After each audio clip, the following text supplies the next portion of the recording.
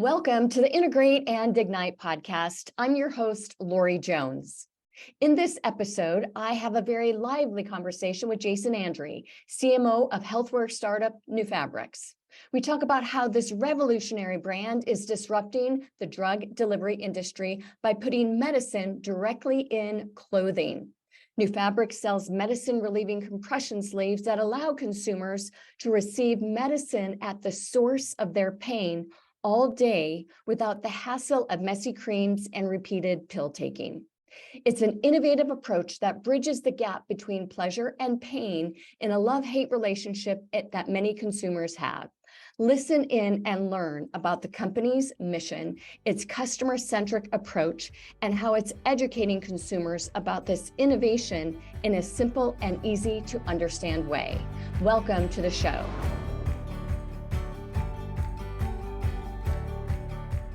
Welcome to the Integrate and Ignite podcast. I'm so excited to have Jason Andree join us on the show today. Welcome. Thank you for having me, Lori. It's nice to see you again. Well, it's so good to see you. And you have quite the entrepreneurial spirit in marketing roles. Tell us more about your history and really what has landed you in the position you have today. So recently I've taken on a new entrepreneurial role. So right now I'm the chief marketing officer of a company called Nufabrx, which I'm sure we'll get into. And it's something I'm very passionate about. But my past has always been in healthcare. So I've always launched RX to OTC brands. My background is quite different from what I'm doing now. I'm used to being in large global matrix organizations. I come from GlaxoSmithKline, which I very much loved. And I had the opportunity to work across several brands, categories, and actually countries. So it's a global organization. And like I had just mentioned, moving back from Switzerland. So yeah, my background's always been in marketing, and I've had the pleasure of launching many successful brands here in the US. What excites you? I mean, those are incredible multinational brands. Mm-hmm. What excites you about working for, they're not necessarily a startup, but what excites you about working for a smaller organization? So I always wanted, it's always been important to me to work on a brand that I believed in and I felt was actually helping people do more and feel better. That's something I've always lived by. And I think I got to a point in my career where I wanted to work for a startup. I wanted to work for a brand that was making an impact more directly with its consumers, if that makes sense. Yeah. And I had been missing this hands-on feeling. And what I love about what I'm doing now is the things that we do on a daily basis that we put out in the ether, I get to see that direct impact. I get to see it come forward in sales online and in stores. And it's just, I'm able to be much closer to the consumer in this new role. Yeah, that's really neat. Explain a little bit more about the company so that we've got a little bit more context, because it really is very cool. Yes, I think so too. So thanks. So Nufabrx, I mean, I guess in a nutshell, it's a revolutionary new drug delivery system. And we do that by putting medicine in clothing, which when I say that to people, they say, what are you talking about? So the best way to look at it is we as consumers understand transdermal acceptance of active ingredients, right? We put on lotions and creams and we understand that our skin receives that. And so we do that through clothing. Actually, textiles are the number one thing that consumers touch on a daily basis. Makes sense. Yeah. Socks, clothing, etc. And what we sell over the counter is medicine relieving compression sleeves. So you're able to slip on a compression sleeve where it hurts, and you're able to receive the medicine at the source of your pain. But what's great about it is you can just put it under your clothing and wear it all day. You don't have to worry about reapplying or messy creams or taking a pill. And so that's been a lot of fun. But then I would be remiss if I didn't say that technology is something that we own. And then we license that to other organizations, whether it's an apparel brand who wants to put medicine in their clothing, or if it's a medicine company who wants to put their medicine in clothing. So it's truly fascinating. And one of the areas that I think is very unique here and where most brands start out with innovative technology is strategy category. And this is something that you really dove into. Explain the ideation, the innovation, the process that you went through in really formulating what the correct strategy category was going to be for the entity, because this is, this is new. Yeah. This So, is, yeah, yes, and it's not easy. And so what's interesting is currently we're in the pain category, and that isn't new. But what we've right, developed, we're calling healthwear, which to your point is a new category. And a lot of what we're doing right now is needing to educate consumers that this is a new way that they can deliver right, drugs. And quite honestly, the idea, once we're able to educate consumers, is easily received. But what we need to do a really good job at is tapping into the fact that consumers aren't happy with their pain regimen. Sadly, those who suffer from pain, it typically is chronic, and it's something that they've experienced either their whole life or for a long time. right. And so they're used to the category, but they're looking for a potential new solution. And so we have to be someone who's not only able to offer that, but help them understand in the correct way that this is something that can benefit from them or Yeah. benefit them. When you were working through that category strategy, was it, I mean, there's the messaging, which is where marketing takes over, that needs to be done, all those sort of strategic insights that really round out everything. But a lot of category strategy is developed at the C-suite and product technology before marketing even comes into play. What was it like at Nufabrx? How did it come about there? It's actually a really interesting story.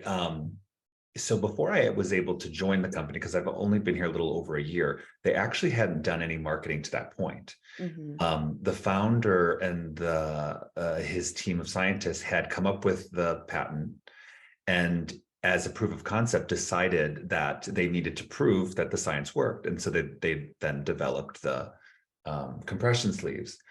I believe that the science was so revolutionary that it actually took off at retail, and they were able to start gaining distribution, which is actually quite rare. Normally you would It have to is. build that slope.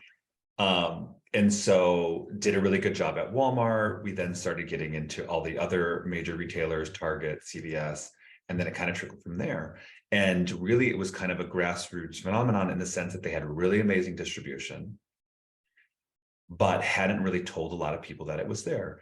And so when I came across the organization and met the amazing people here, I felt like we had such a job to be done at just starting to communicate that. Right.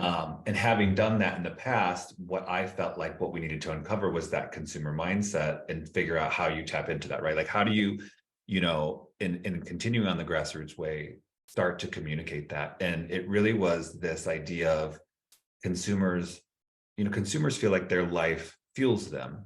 Mhm. But then there's associated pain with it. I love it, but I'm concerned that it's going to cause me pain. I want to go for a walk with my grandchildren, but I'm afraid it's going to cause me Right. pain. And then there's this anticipated pain. I want to, but I can't. Mm. I want to do that, but I know it's going to hurt me, and therefore I don't. And so we had the great innovation. I felt like we had the great insight. And it was really about bringing those two together in a simple way, right? Because to Right. educate someone is hard, but how do you do that in an easy way? And especially in something that's so novel and different, right? Copper fit, all those sort of, mindsets and products out there that created the mindsets may have helped pave the way Mhm. for something like this. Very much. But this is truly something so novel and different that you need to educate and motivate and create awareness at the same time. When you were gaining those insights with the customers, or actually with the audience, did you go straight to the customer and talk to them, or how did you know that was going to be the right approach?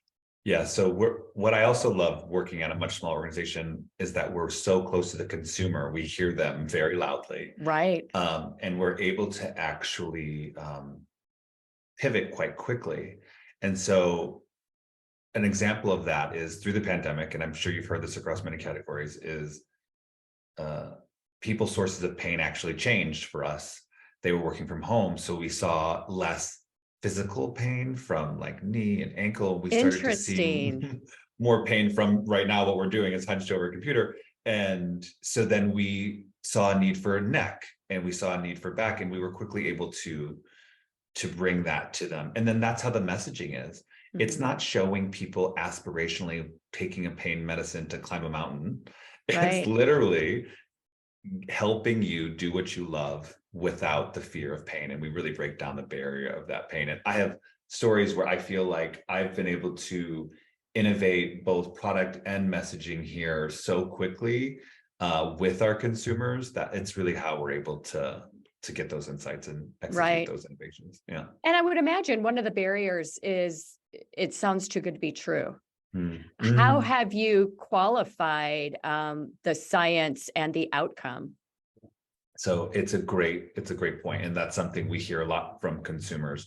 Um, and we really do that. I mean, we do offer a money back guarantee, and that's more like an on if we're seeing that barrier, well, then just try us, and we're able to kind of start that conversation. Right. Another one that I think is very similar to this is too good to be true is since we're kind of in the apparel space, is it doesn't fit me. Hmm. I don't trust that it's going to fit. Like everyone's not wanting to order something or pick up something in store that might not fit them. And so Right. we've had really great examples where people will call us or they'll reach out and say, hey, this is sliding down. Hey, this doesn't fit me. And we work with the team here and we create a different size and we send it to them. We'd love your feedback. It's, here's a larger size. You will return your money, but if you would just tell us how this one fits, would be greatly appreciated. Yeah. And we've been able to just iterate by working with people. And so that's how we're able to do it. It's we're able to have that conversations. We have a chat on our website that is actually extremely helpful. And Good. and things do come in trends. When you start to see one conversation, it's not just one, it's multiple, and then you quickly can move into that space. Well, and what you're really explaining is the difference between, I just wrote a post about this on LinkedIn with an experience I had with Mhm. United Airlines. Mhm. And it's the difference between customer service, customer focus, and customer centricity, which leads to customer loyalty, right? And when you are able to communicate with the customer and really listen to them, Yeah. and provide them a solution that is going to make their life easier, even if you are refunding money in the interim, then Mhm. that is how you create Yeah. that loyalty, which creates referral, which impacts awareness, everything that growth, scaling, Yes. everything. Yes.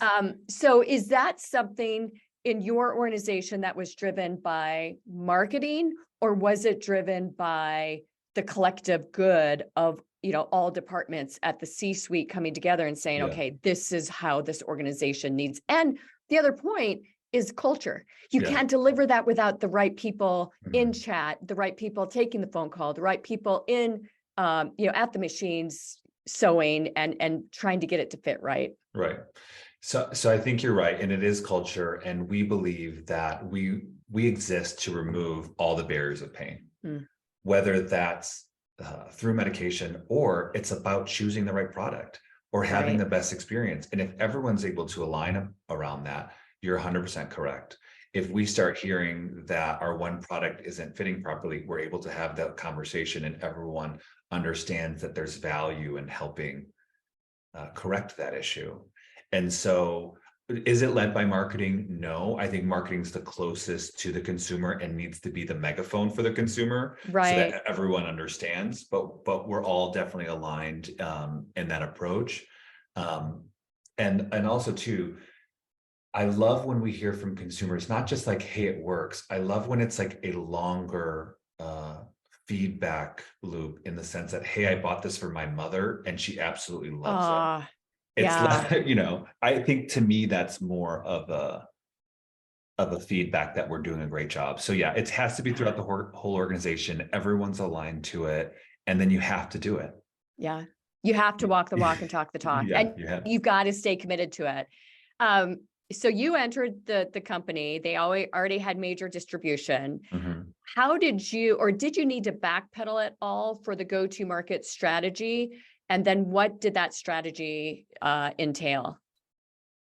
I'll tell you that my mindset coming in was to not skip a beat.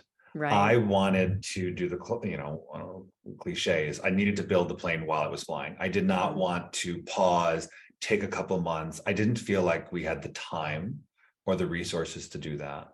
And so when I came in with the team, it was like, we need to quickly build a strategy and we'll iterate along the way. Right. And for me, as many marketers will know, we need to figure out our true north, what our purpose is, and then let's start developing messaging around that. As long as we understand where we're going, we can optimize into it. And we were able Right. to do that. And then I think strategically it was, we need to move from converting to more broad awareness. And Right. so with that as a goal, it was more channel shifting and Mhm. less strategy creation. It was more, let's take our message up a notch into just telling people we exist. Because let's be honest, Nufabrx currently is not a household name, and Mhm. we needed to be at that awareness level because that's where our distribution was. And we saw that payback in folds. And then we were able to more fine tune the strategy once we had kind of Along the started. way. Right. Now, did you experience that that mindset, that iteration, testing and Mhm. scaling along the way uh, at the Fortune 500 companies, or is that something that you just said, this is going to be a wonderful thing to be able to do in a very nimble entrepreneurial organization? Yeah, it was kind of me probably having to put my money where my mouth is too, because at larger organizations, I think everybody knows Yeah. what you're supposed to do. And everyone hears the good, great business cases coming from small organizations. And I had always yearned to do that. Hmm. And I think at large organizations, the spirit is there, the execution takes much longer. Right. And so I really wanted to test it out. And so when I came over, it was, how do I start to do what I've always wanted to do? And so it was a lot easier, is what I could say, is because one, there's fewer people and less money and time is of the essence. Yeah. And so, and so Uh, you're able to play. And then to my earlier point, I'm much closer to the consumer. So the things that we do on a daily or weekly basis, you're seeing live. Does that work? right. Is that converting? Yes or no? Then shift it. Right. And so I think you have to distinguish things against your long-term strategy and then your short-term execution. They are Yeah. different. And you can, on a daily basis, change the way that you execute. You should not change your strategy. And I think, Right. and that's where we kind of stay our course. Well, and so I guess two different points here. How did you build the team? Mhm. And then what are some, you talk about executing or, testing and scaling within a 24-hour time period. Let's dive into that a little bit more as well, because I think some people think that, that's a 30-day Mhm. sort of an approach, testing and scaling, or, a week. But you're talking about getting it done in a day. Yeah, yeah. So let's start with the team because I couldn't do it without a team, and that's both internal and external. Mhm. And so I'll start with external. Is when I joined, it was, we need to get amazing partners on board that believe in us because we need their participation. To your Right. point, like I need to be working with them on a regular basis. And so that was my first step. And so, who are we going to be buying media with? Who are we going to be executing social with? What ad agency we're going to be working with on our creative? Right. And so I quickly was able to set up an ecosystem of people that I trusted. And now I'll be honest, not all of them worked out and we needed to pivot with Yeah. that too. But now I feel like we have a true strategic partnership with external partners that really The is the foundation love. of, yeah. Yes, I mean, it really is. Yeah. And then internally, we had such amazing individuals already on the team, and I brought in some others that they were more creative designers, and what we needed was more performance and marketers, right, to get Right. to this spot of iteration optimization. So that took a little bit of time, but that was kind of how I looked at it. And quite honestly, is like getting your brand strategy on a page. Hmm. Why are we on social? Is it about converting? Is it about awareness? Why are we on Walmart.com? What is the objective? And once you outline that, which isn't easy, Yeah. but then everyone at least is singing to the same song sheet in that whole, Yeah, that's story. fantastic. Yeah. And it's you don't want to be in a situation where you're playing whack-a-mole. Mhm. So to be able to bring the team together and make sure that everyone fits within the specific spot that is needed, I think takes a lot of orchestration and a lot Yeah. of leadership Mhm. to be able to actually look out and see what is needed, and a lot of experience which you bring to Yeah. the table. Yeah. And constant communication. Right. I think a lot of people completely underestimate the value of taking a minute to align Hmm. everybody. And I see it all the time where, we're in a meeting and someone's like, okay, yeah. I'm like, but let me give you some context on why we're going to do that. And that's because we lost this opportunity and therefore this is going to be more important. Because if not, then you have a team that walks away afraid or confused to ask the question. And so I do spend a lot of time just kind of setting up why we're doing things and why it's Yeah. important. Yeah. So the iteration and the testing and scaling, do you feel that it's easier to immediately pivot because the internal team is there to help? Or is it the external team that's just there at your beck and call to make sure? I would say it's easier. The quick turns is internal, right? Because Yeah, you're not disrupting the the bigger strategy, ecosystem of an right? You don't want to organization. spit. You don't want to send everybody into orbit. Yeah. Um, but on the iteration, like you can quickly see, for example, we talked about the new product launches of neck and back. Um, we started pushing those out to our audience. Well, we saw actually interest go up significantly, but conversion was down. It Really? wasn't working for our older demographic, which makes sense. If we believe people in chronic pain are 55 plus, and therefore their knees, their joints, and things that they're using on a daily basis cause pain. So, but then we didn't really take that in consideration. We're like, well, they told us they wanted neck and back, but actually that was a younger demographic.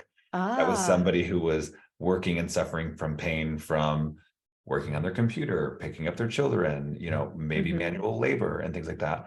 And so we saw that instantly. And you do give it, I don't think you should take hours, but you give it a day. Hey, Yeah. that's really interesting.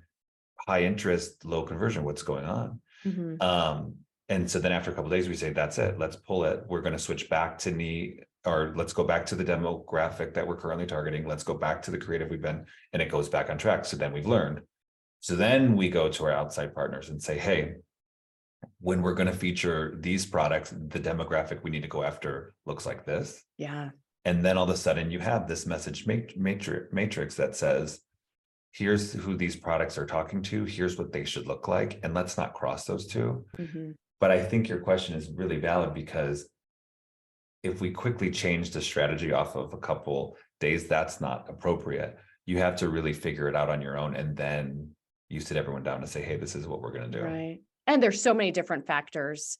It could be the audience, it could be the message, it could be the creative, it could be the Right. imagery. I mean, it could be the time. It could be a It pixel. yeah. We've I had mean, issues where it turns out someone accidentally deleted the pixel, and therefore Facebook oops. isn't. Yeah, you Oops. know. Um, this is so interesting to me because you started out with some very large retail distribution channels, Mhm. and really what you're talking about here are some direct Yeah. approaches. So how have you converted the buyer between retail distribution and direct? Right. And it's a good question. So that was where we went up the funnel. And so then that's when I started turning on uh digital TV. Hmm. That's when you start going on YouTube at a more broad level. And that's where we started sending out a more of a portfolio message, right? It's Right, just telling people, hey, this is a new technology. And then also this is where you buy it. And so right. we've changed our end cards to, it's available at Walmart, it's available at all these fine retailers. Sometimes it's one, sometimes it's many. Hmm. That's a different message though, right? And it's a much harder message to tell at a Well, bigger, it's top of funnel, it's that's brand. right. It's Right. brand awareness. And there's so many key points to get across to succinctify that into something a very short format that is going to intrigue and invigorate and Right. excite is not easy. No, and the biggest lift there was actually creating those assets Mm. in a very short amount of time, probably the shortest I've ever done in my career. Within 2 months, we were able to shoot 8 new commercials. We did this all within a studio here in Charlotte. We created it with different audiences. We had them of different ages. We actually had them doing different activities, whether it was picking up your child, or was you at work, or it was you playing a pickup game. And then we split that into different demos. We targeted those towards those unique audiences. And then we were able to push it out very live. And so I would say the biggest lift there, changing into more broad awareness, was making sure you had the right assets and messaging. Right. Absolutely. Yeah. How has PR entered the decision to the integrated approach, rather? Yeah, this is a tough one for me. It's never easy. Yeah. Dare I say, lightning in a bottle. It has high payoff if it's done right. For me, this is an always on one. Making sure that you're seeding and telling your story. I think what we've learned from a PR standpoint is we need to tell people that it's a revolutionary new product that you should buy. And we need to do less of, hey, we're a fast growing company, entrepreneurs, because they're both interesting stories, but they talk to different audiences. And so they both need to be done, but I think we need to do them for specific reasons, if that makes sense. What lever are we pulling? It does. Yeah. I think the other thing that's interesting regarding PR, I was a guest at the Reuters International CMO Symposium during COVID. I actually brought the podcast, and we were covering some of the speakers. And I'll never forget this. The CMO of Estee Lauder at the time, I can't remember what his name is, spoke and was talking about the integrated approach that they had, and that mid-funnel PR actually was their conversion point. That's and most people look at PR as awareness from a brand standpoint. Obviously, if it's investor relations or you're trying to go after the investment community, it can be very different. Right. But from a conversion standpoint, his was mid-funnel. You know where PR sits in the funnel for you at this stage? Right now, it's definitely at the awareness. It's trying to get the reach that sometimes we can't pay for. Right. I get that point. And sometimes when you're talking about engagement, experiences, that type of PR, 100%, we're going to be looking at conversions. We're not there yet. However, I would say that we had amazing success when we get in touch with large publications. We were featured in AARP at the beginning of the year. That's great. And that did amazing for us. Right. Because it's a highly reputable publication. They were featuring our product, and it was our core demographic. Not exactly PR, but we did that by reaching out to journalists in that space, and we were able to get featured. So right now for us, it's got to be around biggest bang for our buck. How do I get that high awareness? It's still earned. On some level, it's also, a little bit of thought leadership as well. It's an interesting question. I think a lot of people feel that PR is going to be the holy grail for them. And I think it's typically the most difficult nut to crack. Yes, it's very difficult. And I think for folks that aren't as experienced in it, think it's an instant gratification. I'm like, well, no, it's actually something you should always have on, and hoping and pivoting and trying to get into the right headline. But it's not hey, I'm going to invest X dollars in June and receive that return in June. It's not. No, it's long tail for sure. No, for sure. Now, have you found yourself needing to educate the founders of the business and the C-suite, and even, I don't know how aligned you are with the board and the investors, but have you found yourself having to educate them on the mix and the importance of the integration and what you can expect at each stage of that funnel? Yes. And I also think it's definitely a two-way street. I mean, I'm coming into an environment where I'm learning a lot as we go, as it comes to investments, startup, and the whole entrepreneur spirit. So it's definitely a two-way street. But yes, I feel like I had to do this in other organizations as well. I think you're always trying to we're always selling ourselves no matter what.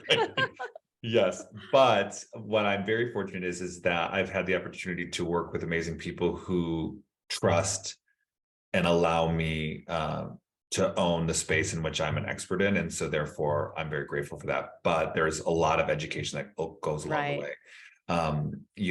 From assets to media planning to return. Right. When are we going to expect to see a return of this investment? And that, as we all know, from an attribution standpoint in marketing, is a very hard thing to tell. It is. But at least I've had enough history to say, well, this is kind of when we should start to see that. And Yeah.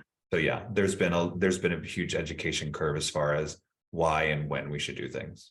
Now, as you're explaining that, a question popped into my head, which we get this question constantly, and that is, how much should I invest? Mhm. Is it, with a startup, the investment's going to be a larger percentage than it will an established brand. Yeah. If you're having to innovate and, you've got a new strategy category or category strategy, it can be very different. Mhm. People are either going to immediately get it and say, why wouldn't I? Or Right. they're going to have, back to our previous point, you're going to have to sell me a little bit more on this. How did you determine what the right budget was, and what insights could you share with our audience about what they should do to establish those budgets? So to establish the budget, it was always focused on a share of voice. We're in a even though we're creating a category, we have competition, like you had mentioned, other sleeves that are on the market. And so it's about, hey, if we have 1% of the share of voice within that market, that means that we're not on top of mind for people. So how do we grow that? And the Right. only way to grow that is through investing in marketing. So I think once you get everyone to agree and understand that, then the decision is, it's not about should or shouldn't we, you've moved past that. And the answer is yes, we need to do that. Right. And then I think from your question on what's the right amount, man, I wish someone would give it to me. I Uh, know. it's Oh. it's the testing and learning. It's Mhm. first go into channels where you're going to see a return. And so for us, not having had a marketing on in the past, social was an easy one for me, Right. because not only are you able to do broad awareness and conversion, you're able to measure it quite significantly if you have a direct to consumer brand, which we do have a store for. And so once you're able to show the growth in e-com for me, then you're saying, well, if we multiply this on, let's just say retailer.com, that should be your next step. You're able to track those conversions. You're having a positive ROI. Right. Then it is, now if this messaging works, that's not a question. If we want to grow share of voice, that's not a question. Let's move into, my example Right. earlier, direct digital TV. Then it is, let's not go crazy. Let's start in a couple regions. Right. And so that's how we did it. And then I started in 6. You're able to measure that a lot more closely from an attribution standpoint through sales data. And then for me, the number one thing is velocity. It's units per store per week. If I can move that from 0.5 to 1, wow, that is a big Major return. feat. Right. Yeah. And so, yeah, that was kind of the journey we went through from a funding standpoint. And as you move into an isolated region and you've got control, it's far easier to measure, shelf life versus direct, so on and so forth. Right. So I think that then becomes a good metric to be able to capitalize on and bring to the next market. Right. And find those similar markets. Right. And don't for us, it was, we can't invest in making all boats rise. So let's focus on a retailer in a region. And if you can show tangibly, which you can, then it kind of becomes a no-brainer. I think the question is then what everyone will ask then it isn't about how much, it's about how fast. Right. And Yeah. that is like, well, if you had this much money, how fast could you do that? Well, then it's a scale thing. Yeah. Talk to us a little bit about biohacking. This is so this has been really interesting. And, funny story is I firmly believe that, so first off, biohacking, if you don't know it by its name, it's just a consumer behavior where people are taking 2 different regimens and making their own personal experience. We've all done that, right? We all have our unique vitamins that we take in the morning, our unique skincare.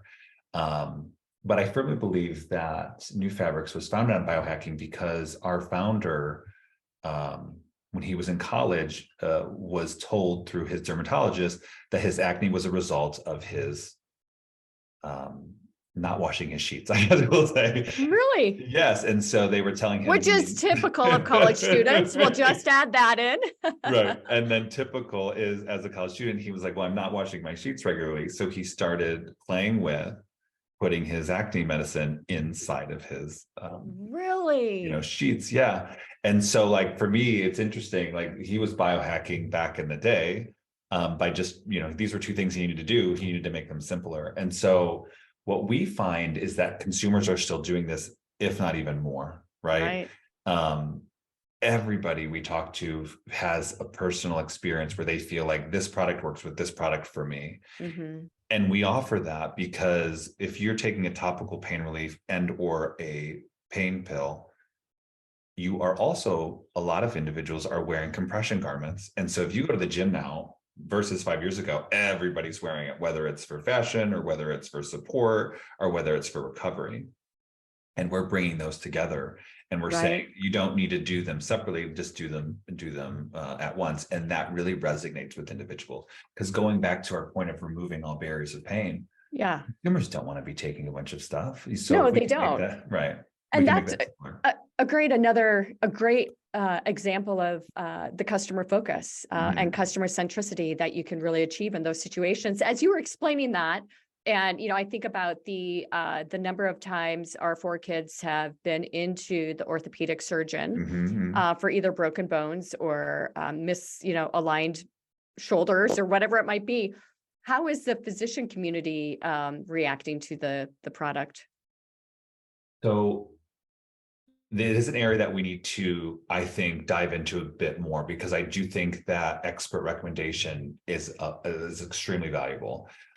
We haven't, I think, hit it at scale, but where we do have passionate consumers who are also physicians and things like that, we do see a strong correlation of recommendations. So absolutely. Yeah, we've started to work with payers, hospitals, and other large organizations that actually ship product to experts. And so that is something we're building a strong muscle in right now. Yeah. Well, and at that point, if you've got this, and you do, the strong consumer following, the physician is in a position where he's got to say, why not? Right. And even reimbursables with healthcare. Well, we better, True. So, and there's a huge trend in not necessarily taking a pill for it to go through your bloodstream. And this is something that, hey, just slip this on and it's going to help your pain at the source, whether it's acute or chronic. Yeah, I totally agree. So what's around the corner? What's really exciting you that we might see in, mainstream America? So, I think what's most exciting is the technology. And so, we've talked a lot about the products that we currently sell over the counter, which is absolutely amazing. But I think the technology and getting that mainstream which we're very close to, I'm very excited with. And we're able to partner with some amazing brands. Neat. To whether it's create a new active ingredient in a new article of clothing, or if it's to license our current one. And so I really feel that building the Healthwear platform is something I'm extremely excited about. And it's really kind of why I signed up in this role, because I really have a lot of passion about this becoming a new drug delivery system. And so just imagine, we're at the intersection of pharma and apparel. And so I think that's probably what you're going to see. Yeah. Yeah. Yeah. Well, I tell you, your insights, Jason, have been incredible. You're such an inspiration. And really the innovation that you're bringing to the table, what we find quite often, especially with early stage companies, and you're moving, the company way beyond that, is that the product is not aligned with the marketing. The marketing is subpar. Whether it be research or, the brand or, the execution, it's very subpar. And you've been able to really shift that in a remarkable way with great partners and a great in-house team to really be proud of what you're doing. And at the end of the day, like you said earlier, you've got to love the product, you've got to believe in the product, and then the marketing is the icing on the cake. Yeah, no, I really appreciate that. And I couldn't be more fortunate that I work with such incredible individuals that show up every day And they do it because they believe in it, and it makes my life, their lives, and our consumers' lives easier. And I absolutely love it. Well, I can't wait to try it. Yeah, well, send me your address. I will. There's no doubt about it. And the whole time we've been chit-chatting, I'm like, okay, I'm going to get my husband one for his elbow, one for his back, and one for his knee. Yeah, no, let me know. I'd love to send you some. It's one of my favorite things to do.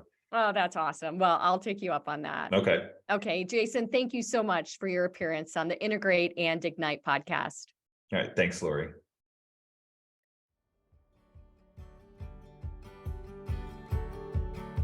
This episode is complete. Head over to avocetcommunications.com for more ways to scale and grow your business. And be sure to tune in regularly for insights and motivation with host Lori Jones and her guests on the Integrate and Ignite Marketing Podcast.